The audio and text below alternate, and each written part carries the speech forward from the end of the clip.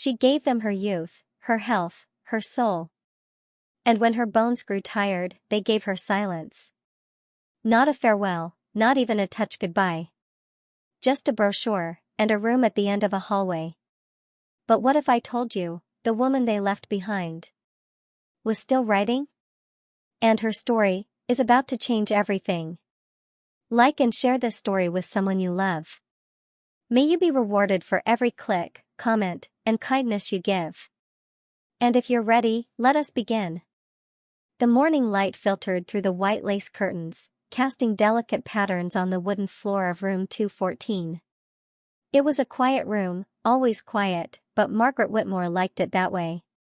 She sat by the window, a pale blue cardigan draped over her shoulders, her silver hair pulled neatly into a bun. On her lap rested a brown leather journal, the spine cracked from years of use. A pen hovered in her trembling hand. Margaret had been at Willow Pines for 17 months. Her nameplate on the door still read Margaret Whitmore in fine gold letters, though no one called her that. The nurses referred to her as Miss Maggie. Most of the other residents had forgotten her name entirely. Time did that to people here. It wore down names, memories, and visits, until all that remained were polite nods and empty chairs. She opened her journal and began to write. March 3rd. The birds outside returned today. I could hear their wings brushing the glass. I wonder if Thomas still remembers how we used to count cardinals in the spring. Thomas. Her eldest. The one who had dropped her off at the facility with a firm hug and a softer lie. You'll love it here, Mom. It's only temporary. I'll visit next weekend. That was nearly a year ago. She had not seen his face since. Her daughter Elaine had called once. Briefly. She'd mentioned something about being too busy with the kids. You know how it is, Mom. Life just speeds up. But Margaret's life had not sped up. It had slowed, settled into a quiet rhythm of routine breakfasts, soft music in the common room, and the occasional sound of a wheelchair passing by. She flipped back through older entries. Some were filled with words of gratitude. Others were raw with disappointment. But every page, every paragraph, every letter, was written with love. The kind of love that lingered even when it wasn't returned. Rebecca, the young nurse, entered without knocking. She carried a tray of tea and toast, and smiled with a tired warmth. Morning, Miss Maggie. Margaret looked up and smiled back. Her eyes, pale and cloudy, still held sparks of gentleness. Morning, dear. Rebecca placed the tray down and hesitated. Her eyes fell on the journal, half closed in Margaret's lap. You write every day? Margaret nodded. Every day. It's all I have left to give them. She didn't need to explain who them meant. Rebecca lingered for a moment longer, then turned to leave. But as the door clicked shut behind her, something lingered in her heart, an ache she couldn't name yet. Back inside, Margaret continued to write. Maybe one day they'll read this and remember that I was more than their mother. I was their keeper, their defender, their beginning. The sun rose higher, casting warm light across her pages. And still, she wrote, line by line, memory by memory, while the world outside moved on without her.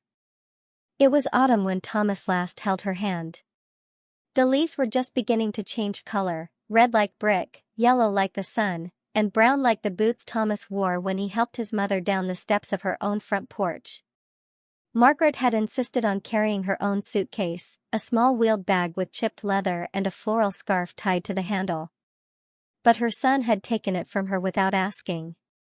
We'll just take a look at the place, he'd said. You don't have to decide today. Margaret had smiled then. She remembered nodding slowly, as if she believed him. But deep down, she already knew. The ride was long and quiet. Thomas had filled the silence with talk about traffic, about his job, about Emily, his wife, and the twins' new school. He mentioned a weekend trip to Cape Cod. Margaret had listened patiently, offering small hums and smiles, holding her hands in her lap the way she used to during Sunday service. When they arrived at Willow Pines, Margaret noticed the hedges were trimmed into perfect shapes. The gravel path crunched beneath Thomas's feet as he led her inside.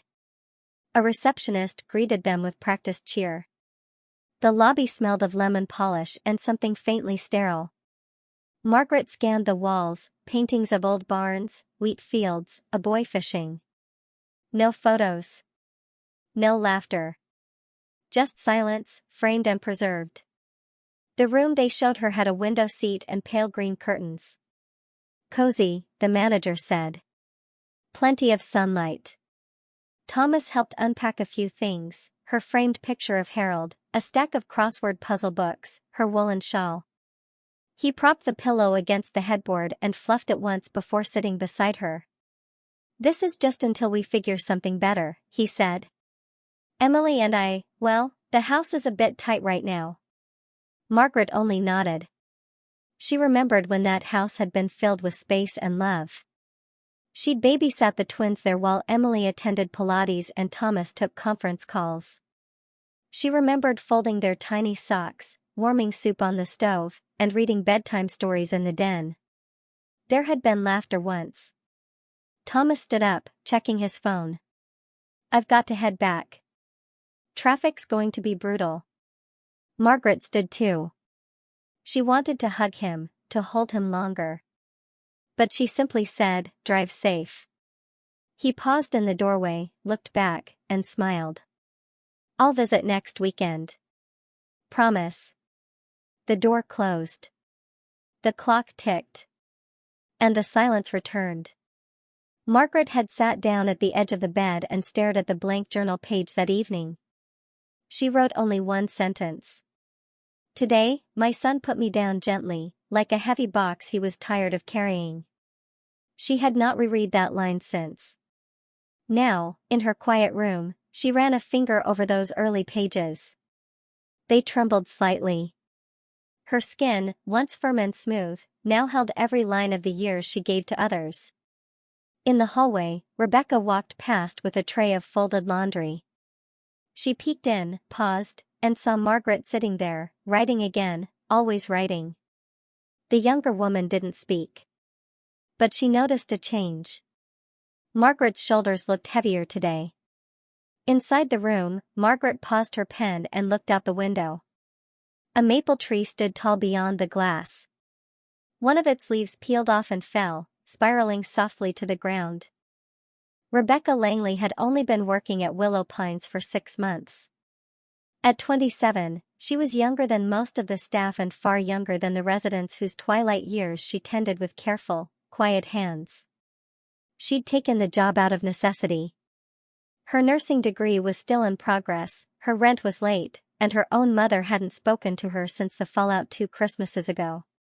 But something about Margaret Whitmore had always drawn her in. Unlike the others, Margaret didn't complain. She didn't gossip in the dining hall or demand her medication early. She just sat by her window, like a librarian waiting for someone to ask her about a forgotten book. And she always wrote. Every morning. Without fail. Rebecca had grown curious. Not nosy, exactly, just intrigued. The way Margaret's pen moved slowly but with purpose.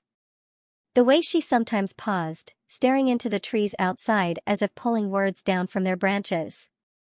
And then there was the leather-bound journal. Margaret held it like something sacred, always within reach, never left behind. One rainy Thursday afternoon, Rebecca entered room 214 with a small tray of ginger tea and 2 shortbread cookies. The storm outside had darkened the skies, making the room feel more like evening than midday. Margaret was asleep, glasses slipping down the bridge of her nose, pen still in hand. The journal lay open, the most recent page only half filled. Rebecca meant to set the tray down and leave. But her eyes caught on a single line. Harold used to say my laugh could wake the sun. Now the sun rises without me. The words hit her chest like a soft stone. She looked at Margaret, then back at the page. Just one more sentence, she thought. Then one more. She sank slowly onto the padded chair by the bedside and read the rest of the entry. It was about a scarf, sky blue, knitted by hand, the same scarf Thomas had worn every winter until he turned 13 and told her to stop making things like she was a grandma. Margaret had folded it carefully and placed it at the back of a drawer, never throwing it away. Just waiting, in case he ever needed it again. Rebecca closed the journal. She felt like she'd stepped into a room full of warmth and ache all at once. There was something timeless about Margaret's words. Not just sadness, there was grace in it. Dignity. A quiet pride in loving even when it hurt. That night, in the back break room while waiting for laundry to finish, Rebecca opened her laptop. She typed out that journal entry from memory. Word for word. Then she searched through the Willow Pines archives, found the emergency contact file, and there it was, Thomas Whitmore, Chicago. Email address. Office phone.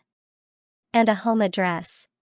She printed the typed story, folded it carefully, and slid it into a plain envelope. She didn't include her name. Didn't write a note. She just mailed it the next morning on her way in.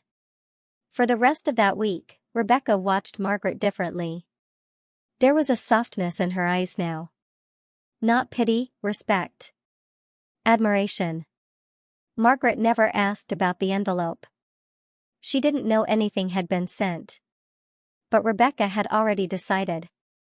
If no one else was going to listen, then she would. If no one else was going to remember Margaret Whitmore, then at least one stranger out there would be forced to. One envelope at a time. The first letter arrived on a Tuesday morning. Thomas Whitmore almost threw it out. It had no return address, no stamp from anyone he recognized. Just a plain white envelope, tucked in among insurance statements and charity flyers. He opened it distractedly, one hand already reaching for his coffee. But the moment his eyes landed on the first sentence, his fingers froze. Harold used to say my laugh could wake the sun. Now the sun rises without me. His mother's name wasn't on the page. But he knew. Somehow, he just knew. He read it again. Slower. Each line pulled him further from the noise of the city outside his office window. It wasn't a letter. It was a memory. A soft confession. A portrait in words of a woman sitting alone in the last room of her life, remembering things no one else remembered. By the end of the page, his eyes were wet. He folded the letter and placed it inside a drawer. Told himself it was probably a creative writing sample. Some weird marketing stunt. He tried to move on with his day. But the second letter came 3 days later. This one described a thunderstorm in 1978. The house in Virginia had lost power. Margaret had lit candles and taught the children how to play shadow puppets on the wall. Elaine had cried. Thomas had tried to be brave. Harold had played harmonica in the dark. We were poor, but we were loud, the page said. We didn't have heat, but we had noise. And laughter. And light. Thomas didn't finish the page in one sitting. He had to stop halfway through, close his office door, and sit in silence. More letters followed. Each one was typed. Each one anonymous. Stories he'd forgotten. Feelings he didn't want to remember. He didn't know who was sending them. But something deep in his chest began to shift. A weight he didn't know he carried began pressing inward, making it harder to sleep, harder to speak at dinner with Emily, harder to look at himself in the mirror each morning. His wife noticed. You've been distracted lately, she said one night, pouring wine into her glass. He nodded but said nothing. He couldn't explain that his mother's voice was somehow coming back to him through the mailbox, one folded page at a time. At first, he wanted it to stop. Then, he waited for them. Each week, he checked the mail himself. Each time he found another envelope, he sat in his study with the door shut, turned off his phone, and let her voice wash over him like a tide he couldn't hold back. He didn't reply. Didn't know how. He just read. And remembered. Until one day, he read a sentence that made his hands tremble. If they come before I forget them, I'll still know their faces. But if they wait too long, I'll only remember how it felt to love them. That night, for the first time in months, Thomas dialed the number he had buried in his phone for over a year. The line rang once. Then twice. A soft voice answered. Willow Pines. This is Rebecca. The hallway smelled faintly of lavender and old wood polish. Soft music played from somewhere down the corridor, a violin, gentle and slow, like it was trying not to wake anyone. Rebecca walked past rows of closed doors with practiced steps, a clipboard in one hand and folded linens in the other. Room 214 was always last on her rounds. Not because she forgot, but because she wanted it that way. Saving the best for last. That room didn't feel like the others. There was no scent of antiseptic, no blinking television left on mute. Margaret's room felt lived in. Sacred, even. Like a place where time didn't flow the same. She knocked once, lightly. Come in, dear, came the voice from inside. Margaret sat in her usual spot, a blanket across her lap and her journal open beside her. Today she was wearing a lilac-colored cardigan. It had loose threads at the sleeves and a small coffee stain near the hem. But she wore it proudly. It had once belonged to Harold.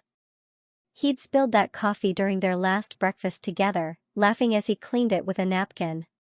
Rebecca entered with a small smile. How are we today, Miss Maggie? Margaret looked up, her face lit with something rare, presence. Clarity. I'm still here, she said, tapping the side of her head. Most days. Rebecca placed the linens in the closet, then turned back toward her. Would you like some tea? Margaret shook her head. I wrote something this morning, she said softly. Something I haven't written in a long time. Rebecca sat down in the chair by the bed. Do you want to read it to me? Margaret smiled faintly.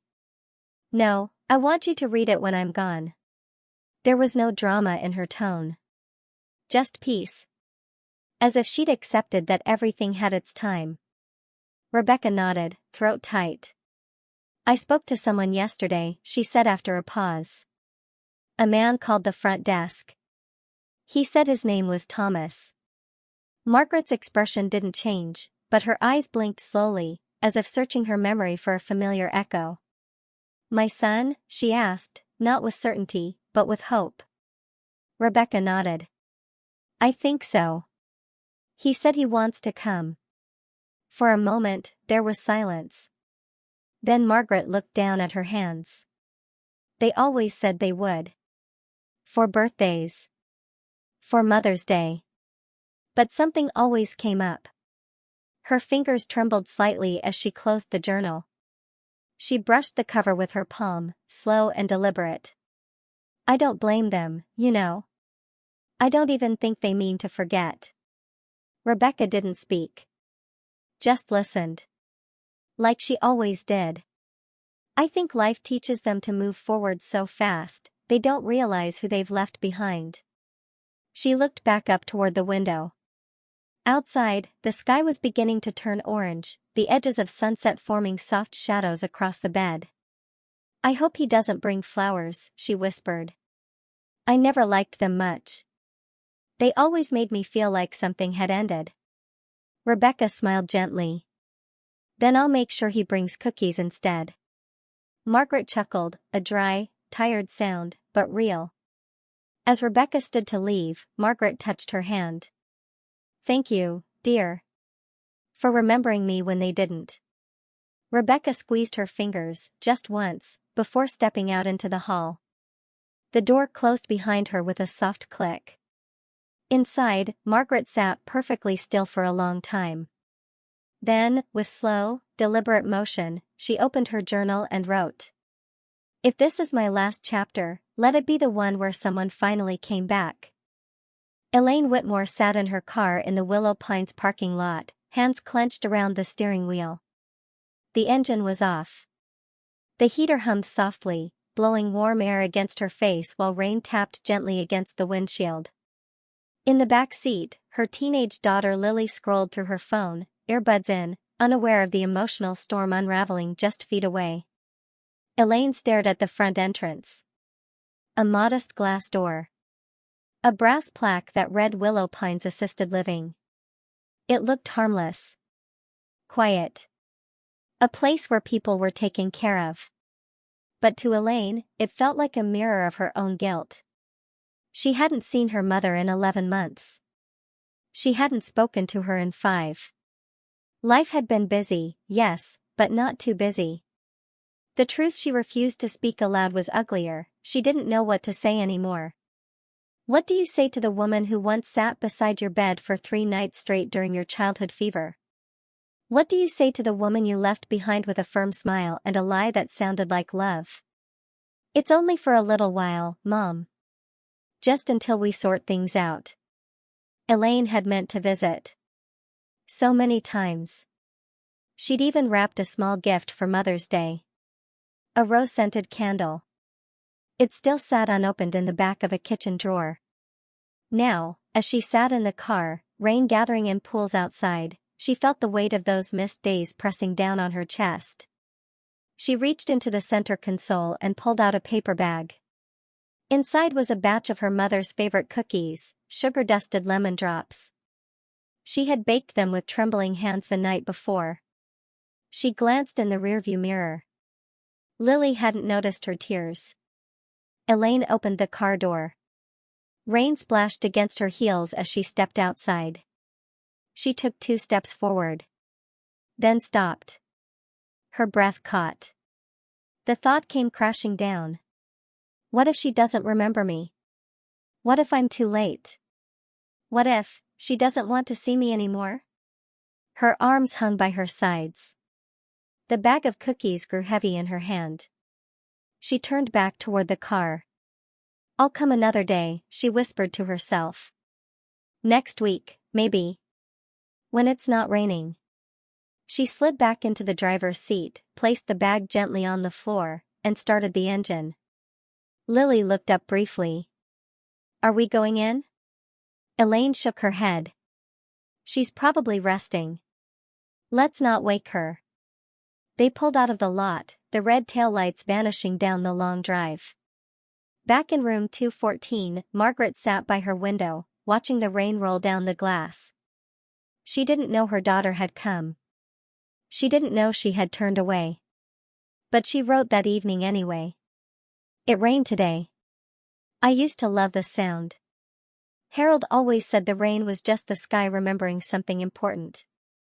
I wonder if it's remembering me now. Thomas didn't sleep much the night he made the call. After speaking to the nurse, Rebecca, her name was, he sat alone in his study for hours. The lamp on his desk cast a warm circle of light across a pile of open letters. Each one typed. Each one unsigned. Each one filled with a kind of quiet love he had long since forgotten how to receive. The clock ticked past midnight. Outside, Chicago City hum never stopped. But inside, everything had gone still. Thomas pulled out the last envelope he had received. It had arrived just that morning, as if someone had known he would finally be ready. This one was different. It wasn't a story. It was a list. Things I never said out loud, it was titled. He read them slowly, aloud to no one. I was proud of you, even when you didn't come home for Christmas. I lied and said I didn't mind being alone. I minded. I kept every birthday card you ever made, even the one with spaghetti sauce on it. I loved you even when you didn't look back. Thomas closed his eyes. He pressed the paper to his lips. That morning, he boarded a flight. The drive from the airport to Willow Pines was long and quiet. He passed miles of open road, familiar green hills, and winding fences that reminded him of school trips and lost afternoons. He hadn't been back to Virginia in years. When he arrived at the entrance, the woman at the front desk looked up with surprise. "Can I help you?" I'm here for Margaret Whitmore, he said. His voice cracked slightly on her name. The woman nodded, her face softening. Room 214. Last one at the end of the hall. Rebecca's on duty today. She'll be expecting you. He thanked her and walked slowly down the corridor. Each step felt like walking into a place he wasn't sure he was allowed to return to. As he reached the door, it opened. Rebecca stood there, holding a small tray. You're Thomas. He nodded, breath caught in his throat. She's resting, but awake, Rebecca said. She's been writing all morning. I think she knew. She stepped aside, and he entered. The room smelled like lavender and old pages. Soft sunlight poured across the bed, where Margaret lay with her eyes closed, her face turned toward the window. Her hands rested on her lap. Her journal sat beside her. Closed. Worn. Thomas didn't say a word at first. He just walked to the chair beside her and sat. He looked at her face, thinner, paler, smaller somehow, and the years between them unraveled like old thread. He reached out slowly and placed an envelope on the nightstand. Inside was a letter. His first. He had written it on the plane. It said everything he couldn't say out loud. Apologies. Memories. The words I love you repeated over and over like an aching prayer. Margaret stirred. Her eyes blinked open, cloudy but searching. She looked at him. For a moment, Thomas didn't breathe. Then she smiled. It was weak. But it was real. You came, she whispered. He nodded, tears falling freely. I'm sorry I waited so long. Margaret reached for his hand. Her fingers barely had strength, but they curled around his just enough to let him know. Just enough to say, I forgive you. It was early the next morning when Thomas returned. He had barely slept. After sitting with Margaret through the evening, watching her drift in and out of light sleep, whispering quiet fragments of memories, he had left only long enough to check into a small hotel 10 minutes down the road. But his heart hadn't let him rest. The sky was still dark when he arrived back at Willow Pines. A gentle mist hovered over the dewy grass, and the birds had not yet begun to sing. He brought no flowers. Just two things, a thermos of tea and a scarf. The scarf was old. Faded. Soft with age. Sky blue. He had found it folded in the back of a drawer in his childhood bedroom the night before his flight. He recognized it instantly. His mother had knitted it for him when he was 10. He hadn't worn it in years. He hadn't remembered it at all. But she had. And she had kept it. When he entered room 214, the light was still low, and Margaret was awake, barely. Her head rested against a small pillow near the window. Her breathing was soft, shallow. But her eyes fluttered open as he stepped inside. You're back, she whispered, voice raspy. Thomas nodded and sat beside her again. I brought something. He unwrapped the scarf and placed it gently in her lap. Margaret stared at it for a long moment. Then her eyes filled with tears. I always hoped you'd wear it again someday, she said softly. He reached forward and gently draped the scarf around her shoulders. She smiled, small and faint, but her fingers clutched it like something sacred. They sat like that for a long time. No more stories. No more letters. Just silence. The kind shared between two people who had already said everything that mattered. Thomas took out the thermos and poured some tea into a cup. He offered it to her, holding it steady so she could sip. She took a small drink, then leaned back, eyes closing again. Do you remember the old treehouse? She asked suddenly, voice a little clearer than before. Thomas smiled. I do. You broke your leg falling out of it. I stayed up 3 nights making sure you didn't move. I know, Mom. She opened her eyes again and looked at him. I missed you every day. Thomas choked on his breath. I missed you too. Outside the window, the morning sun finally broke through the mist. A soft golden light spilled across the bed, touching the edges of Margaret's hair and the sky blue of the scarf. She didn't speak again that morning. Her eyes closed once more. But her hand never let go of his. 2 weeks before Thomas arrived, Rebecca had asked Margaret a question. They were sitting by the window, as always, a gentle breeze drifting through the cracked glass. The air smelled like honeysuckle from the bushes just outside. Margaret was having a good day, her hands weren't shaking as much, and her sentences held together with surprising clarity. If you could leave one thing behind, Rebecca had asked, just one piece of yourself, what would it be?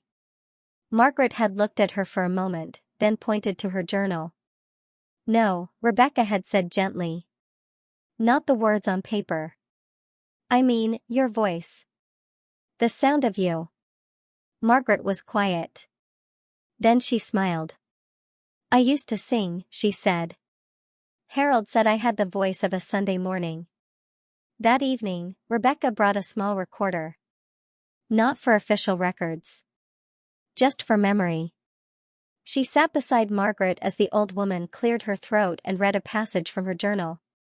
She picked one from 1982, a Christmas entry.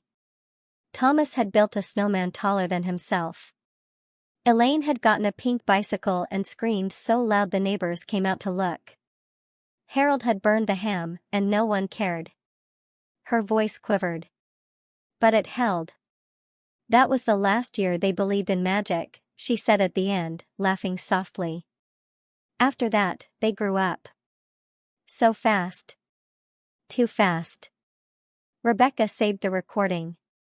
She didn't tell anyone. She wasn't sure if she ever would. But the morning after Thomas visited, she placed a small envelope in his hand. No one else has this, she said. I thought you should hear it. He looked confused. Then curious. That night, back at his hotel, Thomas sat on the bed, the room dim and quiet. He pressed play. The crackle of the microphone. A breath. Then her voice. Older. Fragile. But his mother. Every syllable was a thread, pulling him back through time, through dinners and snowstorms and bedtime stories. He listened with his eyes closed, tears slipping down his cheeks. When the tape ended, he didn't press stop. He let the silence play. Because it still sounded like her. The next day, he called his sister. For the first time in years, he left a message not out of obligation, but out of something deeper. Elaine, he said. I think you should come. Soon. Then he turned off the light.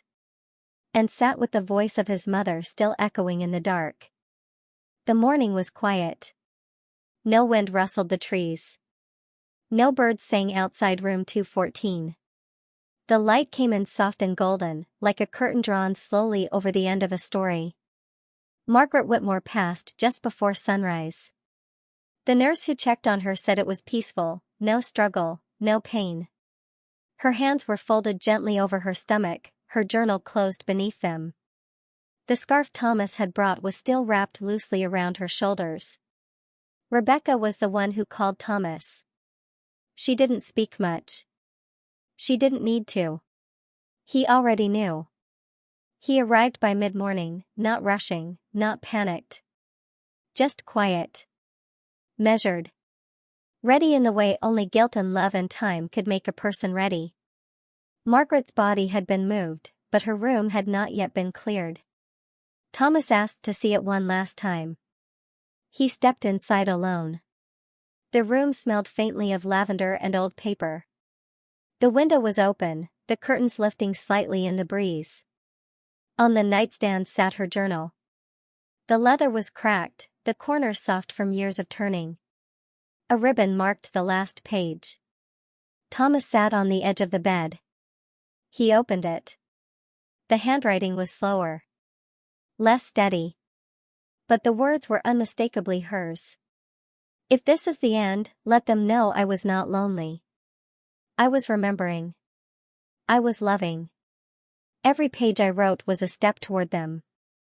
And if they never read this, that's all right. It means they are still living their story. And I, perhaps, have finished mine. There was no signature. Just the date. The day before he had arrived. Thomas closed the journal and held it against his chest.